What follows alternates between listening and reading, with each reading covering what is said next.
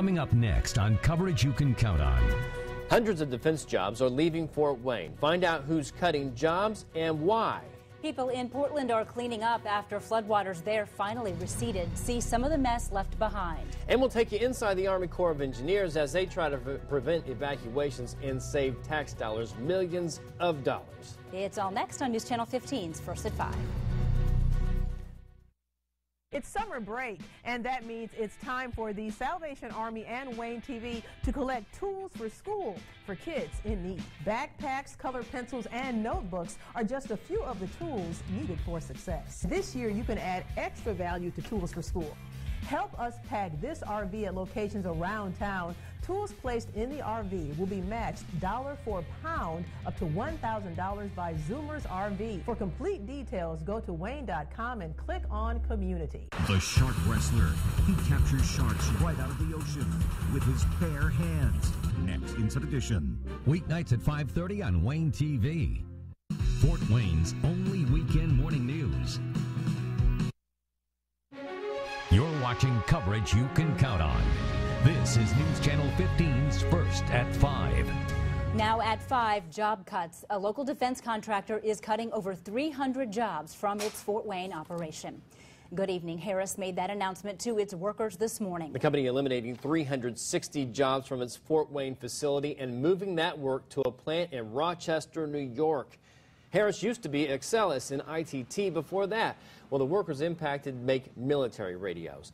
There are around 900 workers overall at Harris and Fort Wayne. Those in the geospatial unit will not be affected by this. The transition of work to Rochester will begin this fall, and it will be completed by next summer. Downtown Portland is back open one day after floodwaters caused widespread damage. Here is a look at the city today. Officials reopened Meridian Street this morning after the water finally receded. They have lifted the state of emergency and travel advisories there as well. But many people are spending today cleaning up, including those inside City Hall. The water, we had 6 to 7 inches of water inside City Hall. We're getting everything tore up because one of the things that we're concerned about, and I'm sure the downtown business people, is mold and stuff. So the faster you can clean things up, the odor and get the less chance you'll have mold and stuff. So we're in cleanup mode today is what we're in. Emergency management officials will begin damage assessments either tomorrow or Friday. The situation in Allen County also improving, but there are still a few roads closed because of high water. Those include Brand Strader from Lower Huntington to Yoney, Yoney at Ellison Road, and Ellison from the State Police Post to Yoney Road. There are also a few roads out there that aren't closed but have high water signs in place. Now, officials remind you, don't drive through flooded roadways. The Army Corps of Engineers is releasing 5,000 cubic feet of water per second at the Roush Dam to help with flooding. And as News Channel 15's Gina Glaros learned, this process, which began at the construction of those dams, has saved lives and millions of dollars in flood damage. News Channel 15's Gina Glaros continues our coverage and joins us with the story. Well, you've seen the flooding and maybe you've been affected. Well, today the operations manager for the Mississinewa, Salamone, and Roush dams gave me a behind-the-scenes look, and this was really cool. First, let me back up. This whole process started back in the 40s when people were literally washed out of their homes. Then in the 60s, Mississinewa, Salamone, and Roush dams were built to alleviate all that flooding.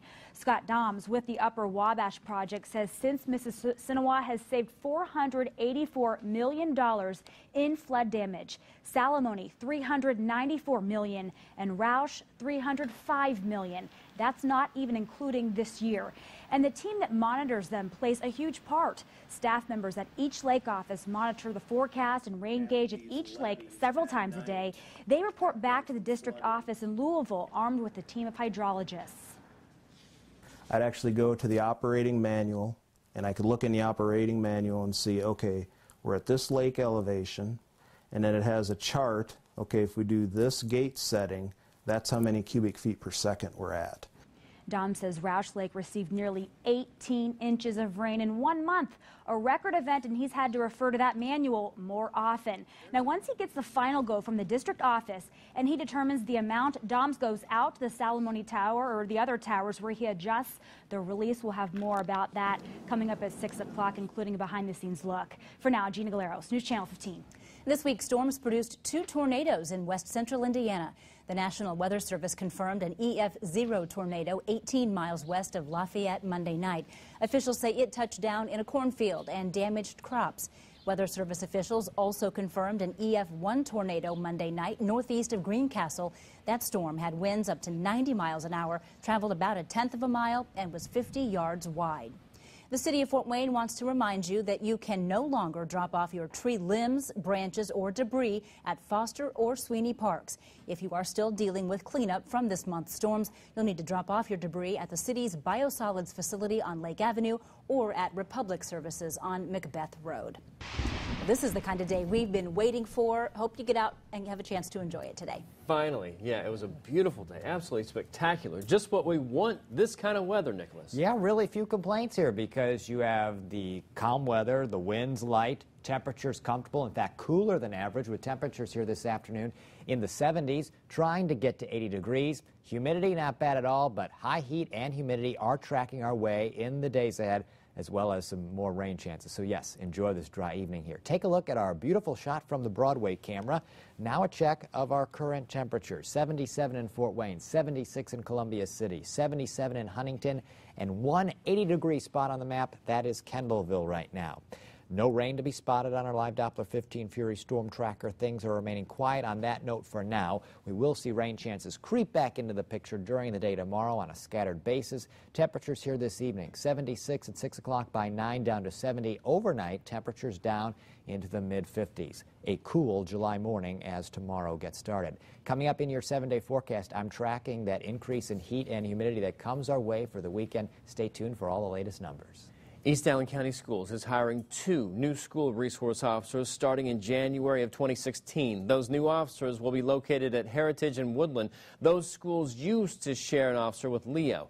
The district will now have 5 full-time school resource officers, including those located at Harding Junior High and New Haven High School. One of the most popular events of the Three Rivers Festival kicks off in less than an hour. People are, of course, already lining up to catch a glimpse of this year's TRF bed race.